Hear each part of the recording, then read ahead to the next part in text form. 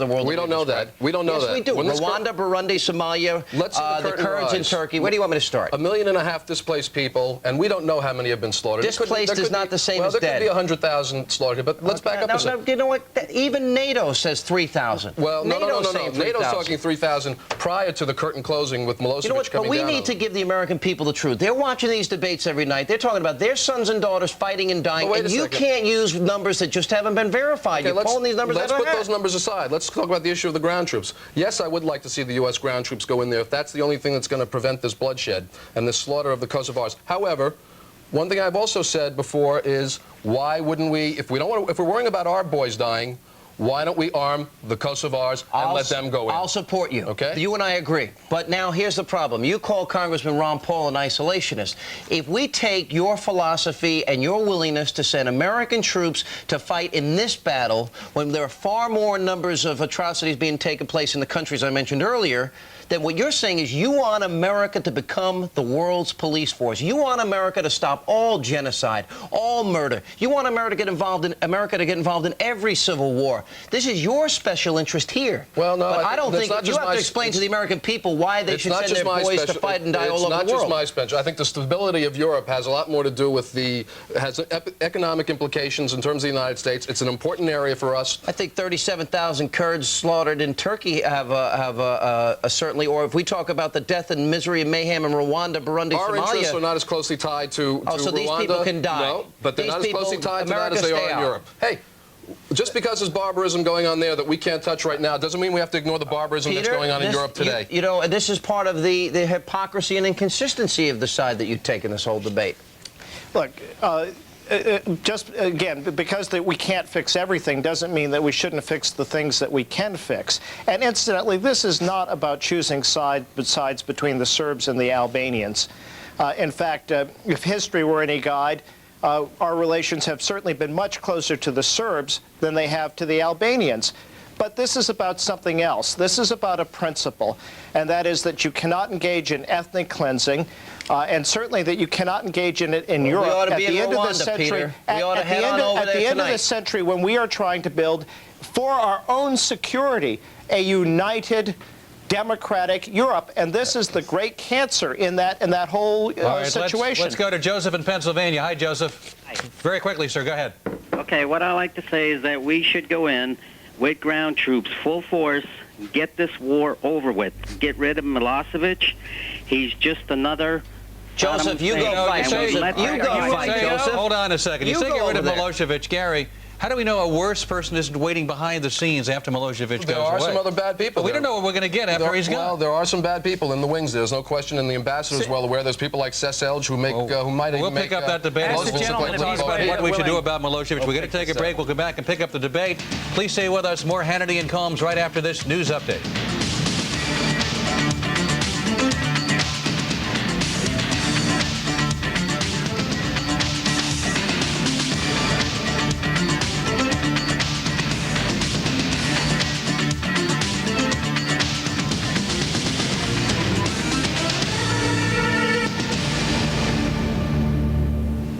Newsweek's Michael Isikoff, he'll join us. Also, Colonel David Hackworth will be joining us in Florida. Congressman Joe Scarborough. He'll have the latest in the Chinese spy scandal and the latest out of Kosovo. But first, the beginnings of a peace plan in Kosovo were put on the table today, and in a surprising twist, Russia is going along with this. If it flies with NATO and Serb leader Milosevic, Yugoslav troops would be out of Kosovo and replaced by an international force. President Clinton said, however, NATO will continue with the punishing air campaign along with any diplomacy. Once again, we're joined by Texas Republican Congressman Ron Paul, Peter Galbraith, he is the former ambassador to Croatia, and Gary Kokolari is the president of the Albanian Heritage Foundation. Congressman, I want to go back to you. Our good friend Ernest Istook, who's a frequent guest on this program, had his measure rejected in the House today. It would have barred the deployment of U.S. ground troops. I want to get your thoughts on it. Well, you know, it's essentially the vote we had last week and won at like 260 to 180 or something. And today it was reversed. We barely got 100 people to vote for the same thing because today it had substance to it and it would have been passed on to the president. It was 301 to 117, by the way. Go ahead. Yeah, that really is sad, but shows the inconsistency of what happens. Once you leave the guidance of the Constitution, anything can happen. Presidents declare war. Congress now tries to micromanage war and do diplomacy. So we have things turned upside down. What about the lawsuit that was filed and 17 congressmen to require the president to get congressional approval? Do you support that? Yeah, I'm a supporter of that. My name is on that suit, and I think it's a shame that this has to happen. I'm not optimistic that much will happen, but that's the last recourse. The president's fighting a war. We had a chance to declare it. We didn't declare it. Today we've either muddied it up more because we have decided to give him the money. So we're against the war. What we'd be given the money, but we should not fight war unless it's declared. I want you to address specifically here the charge by Gary Kokolari that you're an isolationist in this whole endeavor here, because it almost seems the way you're being positioned is that you don't care. Well, that all this terror, all this ethnic cleansing is going on, and you don't care, Congressman. You're going to stand by and let it happen. How do you respond? I'm glad you gave me a chance because, you know, when people can't refute your arguments, they call you names. So one of the typical arguments of the warmongers is to say, he's an isolationist, he doesn't care. Well, there are some isolationists. An isolationist is one that will not do anything overseas, and they close their borders and they won't trade. As a free market person and non-interventionist, I follow the Constitution. We fight the wars that we declare. We help people then when we're able to, but we stay neutral when we should, and we trade with people and talk to people. It is the weapons that we are more careful with, because then you have a much greater chance for peace and prosperity. Gary? Sir, I can't disagree with you more. Particularly when we look at the region, and the ambassador here is well aware of what's gone on there. It's not as if this is just one isolated incident. It's been the umpteenth in a number of wars that Milosevic has started. Each one he uses his tools are ethnic cleansing and genocide. He's doing it one more time. We watched it happen in Europe during World War II. We cannot leave this century and leave the century watching it happen one last time. This is the first time NATO has ever gone against a sovereign state. This is what NATO's original mission was, a defensive organization. This was not what NATO was created to do. I understand that. But by Milosevic's actions, in my opinion, he's forfeited any right to sovereignty. Well, that's what NATO is for. NATO was not created for this purpose. Well, NATO was created to protect the security of Europe, and this is a major security issue. Ambassador Galbraith, what about that? This was NATO's original mission, and this is a sovereign country. No, but NATO has accomplished its original mission, which was to defend the West against the Soviet Union. The Soviet Union's gone. NATO now has a new role to help make the peace. So I think isn't that what the United Nations is for, Ambassador? Well, the United Nations Charter, in fact, envisions a major role for regional organizations. So I think NATO has a role here. I'm uncomfortable with some of the international law implications. I think it would have been much better if the UN Security Council had approved this, but of course the Russians would veto. What about our U.S. Senate? What about our Senate? Why couldn't the Senate? All right, hold on, Ambassador, finish, and then Congressman, you can reply. Let me answer it, because Congressman Paul and I actually agree. I think both of us think that the Congress has a role, and it should have made the decision. But unfortunately, the Congress has not been behaving in a serious manner in its approach to foreign affairs, and I think the congressman would agree. Last week, when the vote didn't count, they had a tie vote, or they voted against ground troops. I agree that they've been irresponsible. We still have the War Powers Act of 1973, and we still have the Constitution that has to be obeyed. Well, the War Powers Act, the Congress has never insisted that the War Powers Act be followed, and in fact, you look at people's positions. I think they've been wrong. They're very situational. When Reagan was president, the Republicans took the view that he wasn't even constrained by the Constitution, and the Democrats insisted on the War Powers Act. Now some of those same Republicans are insisting that the War Powers Act is the law of the land. It is sacrosanct, and the Democrats there's a lot of have the hypocrisy opposite here, view. because a lot of these Republicans, if this were a Bush or Reagan war, would be supporting this effort. Do you agree? Yes, I certainly agree with that. I think that there's been a flip-flop, and a lot of the Democrats that love the war, hated the last one, and it's a reversal. We got to let you go. You get the last word tonight, Congressman. Good to see you again. Good job. Appreciate you joining us. Also, Gary Kokolari, thank you. Peter, it's always a pleasure. Thank you for being on board. Coming up next, his work, well, almost.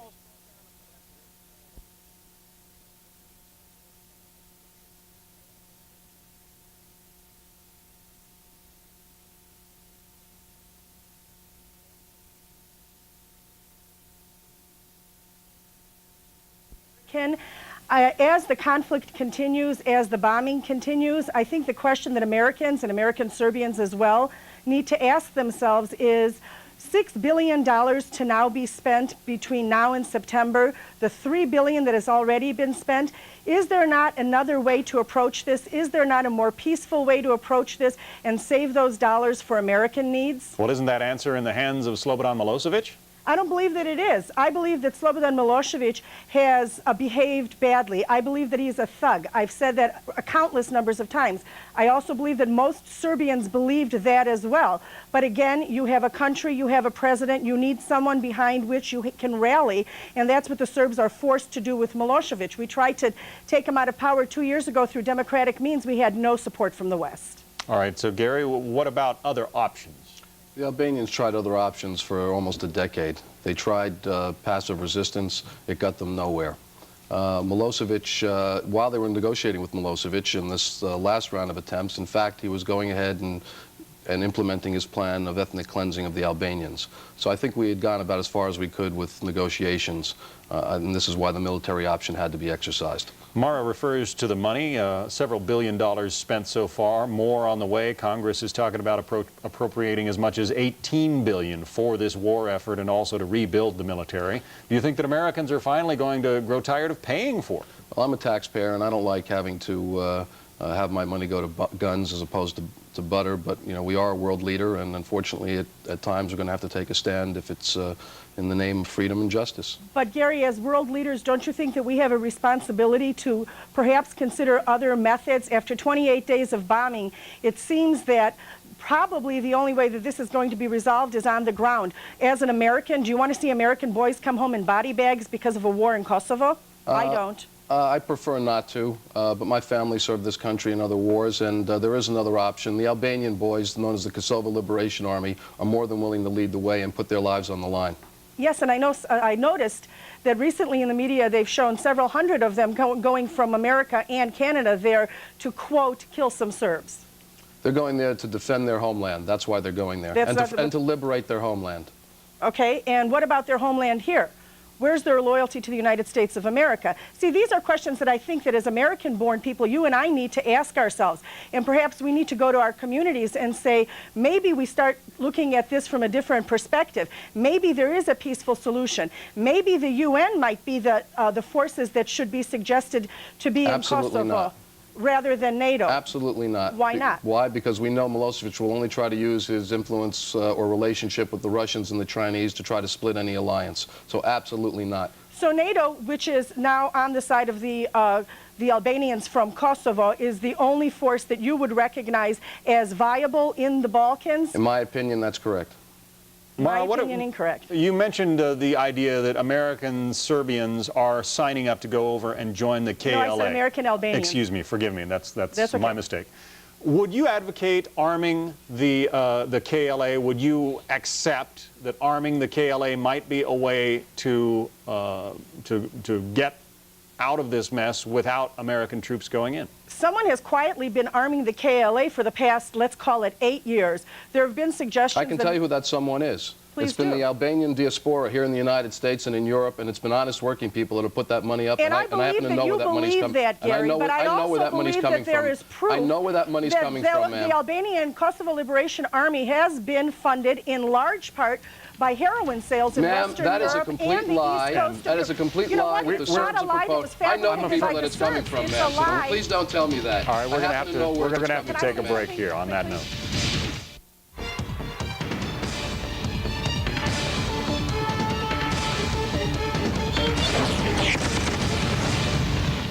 Four full weeks now, day 28 in the NATO-led airstrikes against Yugoslavia. Here is the latest.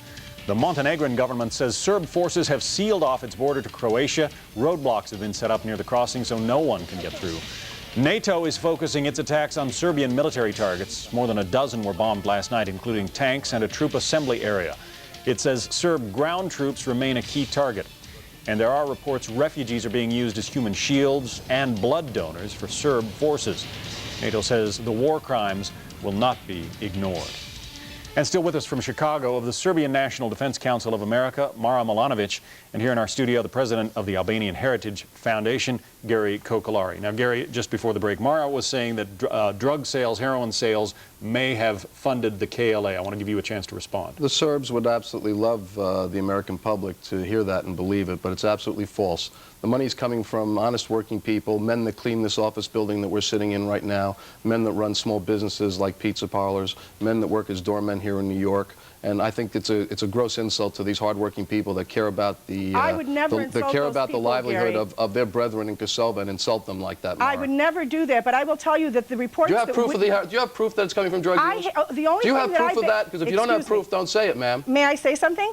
Where I get that information are from articles in the New York Times, from articles in the London Times, from Do they have any proof, ma'am? Europol, which is the Do they have any proof? multinational. I don't have proof personally Does because the I haven't New York had Times reason has to go no and proof of see that it. either, ma'am. I know. I have seen Those the fund. articles ma'am, were not I have written gone, by Serbs. Ma'am, Excuse I me, have gone Gary. to the fundraisers. I Gary, know where it comes from. I know that you believe that that is true. Well, I don't believe it. I've seen it, ma'am. And I'm I not don't saying believe it. that I've seen it. much money isn't being sent by honest, hardworking Albanian people in the United States. However, a goodly portion of the funds are. How do you know that, ma'am? Where do you get Because your? these are give me the reports that facts. I read You know, this by is typical of the Serbs that are long on non-Serb rhetoric and short on facts. Let's move on. One thing about you guys is you always talk over the Serbian people when Because you're in they're the long on interview rhetoric process and with short them. on facts. If you would let It's me very finish that, simple. Let's perhaps move we on. can get further. Let's move on to another issue. Mara, you say that you are not a supporter of Slobodan Milosevic, but I am not. How are you going to dislodge him? How is NATO supposed to deal with him as long as he controls that country? I would ask the same question here. I do not have the ear of Slobodan Milosevic, as does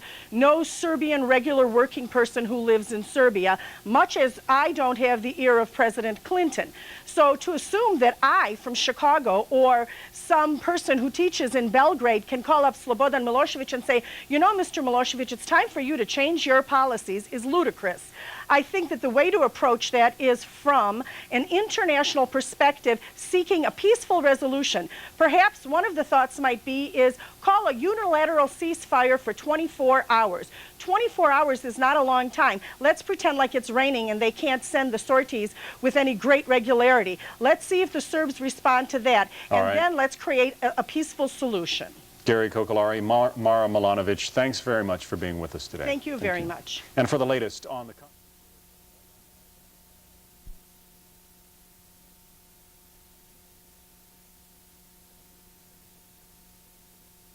The American public's eye off of the bombing, accidental or otherwise, of the Chinese embassy and onto more ethnic cleansing. I think there's so much more that's going on there right now that needs to be looked at from the perspective of the American people and from the perspective of citizens of the world, not the least of which is the ecological disaster that's absolutely going to occur given 15,000 military sorties of dropping bombs and poisoning the atmosphere. I, for one, don't want to think that my cousins are going to end up having children with 3 ears. Let me just see if there's some... I, of course, want to encourage you guys, if you have disagreements, to bring them up. But at the same time, there may be a point at which you might agree. Gary, don't you think that our forces would have been more effectively applied directly within Kosovo instead of bombing areas outside of Kosovo in the Serbian Republic? I think there had to be a combination of that, but certainly we would have been more effective if we had gone right into Kosovo with troops. What do you think, Mara? Do you think that if we had actually focused our attention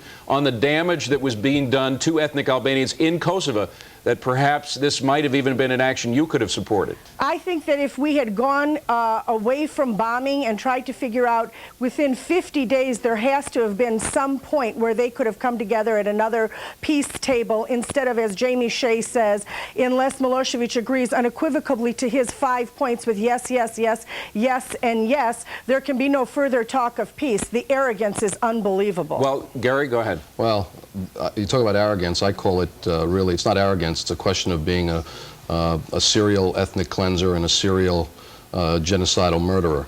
We've watched what Milosevic has done in the Balkans over the past decade, and it has to stop here, and we have to stop it with whatever measures are necessary. Well, if what you say about Milosevic is true, and I think that you and I would have some minor disagreements about that, although not major ones, you would have to agree that the Serbian people at large, which are being devastated and punished with this bombing, as are the Albanian people in Kosovo and throughout Yugoslavia, really need to have someone who's going to say, stop, let's bring this back to the peace table. Gary, the numbers might be very different in terms of the ethnic Albanians being killed in Kosovo and the Serbian civilians in Serbia proper. However, isn't the death of civilians wherever it occurs tragic and should be avoided? A very tragic thing, but let's not take our eye off the ball here. You know, we're talking about bombing, we're talking about the refugees coming across the border. We've got 500,000 to 1 million internally displaced people. We're not sure what the fate are of these people. We are pretty certain, though, that many of them have been slaughtered. Women are being raped, and we have to put an end to this. And Why we have are to put you an so end certain to. We of have to put an that, end to Gary? this. There seems to be wait, no wait, one moment, ma'am. corroborated One moment, ma'am. evidence. I was talking. We have to put an end to this, not only right here and now, but we have to put an end to it for good. And to do that, we have to get rid of Milosevic and his regime, and we cannot negotiate with him. And to do that, you must continue bombing Serbia into oblivion and creating a third world nation. If that's what it takes, ma'am, that's what it takes. Don't you understand, Gary? Don't you understand, if you think logically for just 1 minute, that what is being done to the Serbians is being done to Kosovo as well? And if you're creating an atmosphere to which the Kosovo people, the Albanian people of Kosovo can return, you are devastating their land, you are poisoning their water as much as you are Milosevic's and the Serbians. Is it worth it to you, It's a Gary? horrible thing, and that's why you, as Serbian Americans, and the Serbs that are in Yugoslavia should get together and get rid of Milosevic and get rid of Sesselj and get rid of all the other war criminals that are running Yugoslavia right now. And put in the KLA, the next set of war I'd love to see the KLA in there, Mara. I have no problem with them. They are freedom fighters, Mara, and I have no problem with them. Let me just ask, Mara, if it's within the realm of possibility that Milosevic at the end of this conflict will be unseated from power. I think that if democratic elections are brought to Yugoslavia in a timely way, perhaps Milosevic might be unseated. I don't think it'll happen immediately. The immediate result of this bombing and the atrocities being committed against the Serbians as they bomb out their power plants and have their children in hospitals pale in comparison. Excuse me. They pale in comparison. How dare you say that? Are your lives more valuable than Serbian to the lives? rape and intentional, because I don't think you can differentiate between intentional and unintentional. What's happening to the Serbs is unintentional.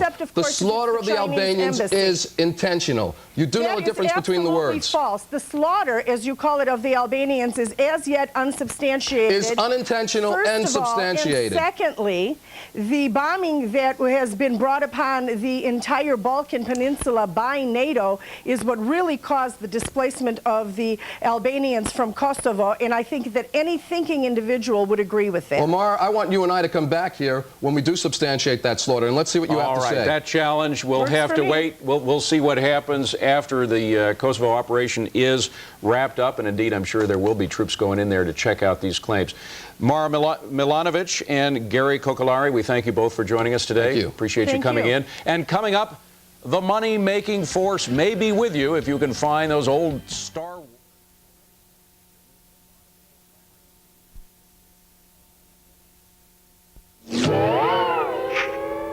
You're saying that you think that air power alone is not going to get this thing done. So what does that mean? Are you advocating sending in ground troops? Oh, no, absolutely. Quite to the contrary.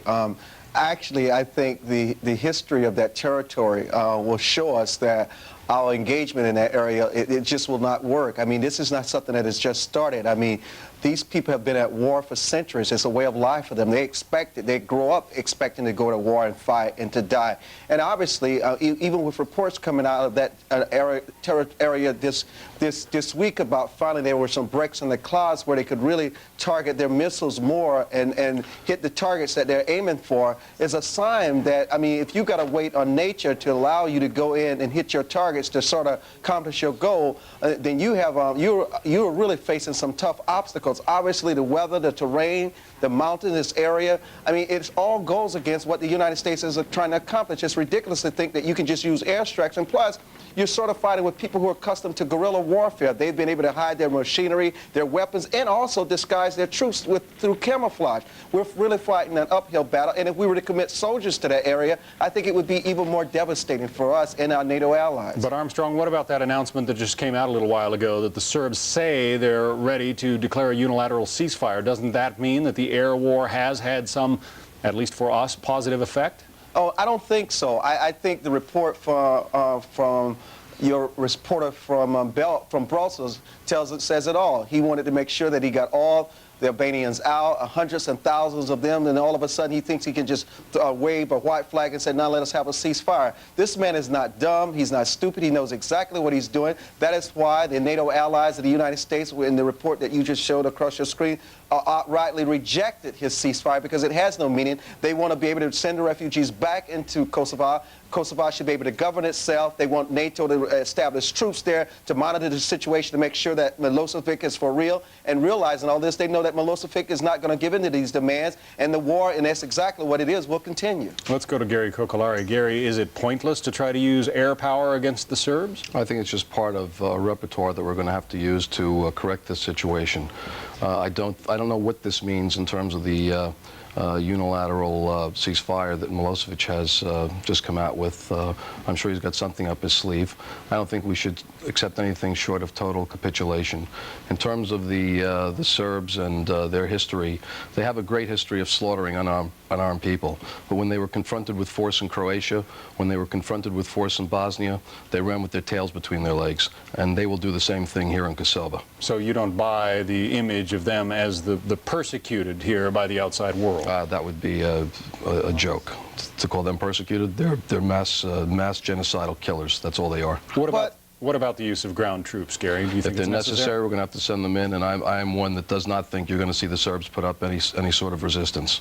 Armstrong, real quickly? But what if you're wrong? What if Milosevic doesn't back down? What if he doesn't give in to the president's bluff? Then what happens? What happens if he starts attacking Macedonia and Turkey and Greece and draw them into this war? That's exactly the reason we have to go in. And the other alternative is to do nothing and watch even a greater number of slaughter than has already occurred. All right, gentlemen, we're going to take a short break. We'll be back with more from both of you in just a minute when our coverage on Kosovo continues.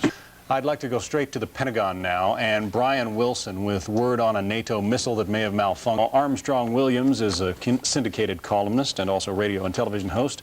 Also joining us here in our New York studio is the president of the Albanian Heritage Foundation, Gary Kokolari. Gary, we have seen the misery on the border, but what do those people have to go back to? I mean, many of their homes have been burned, their businesses trashed and destroyed. Would it be better to try to somehow settle the Albanians somewhere outside of Kosovo?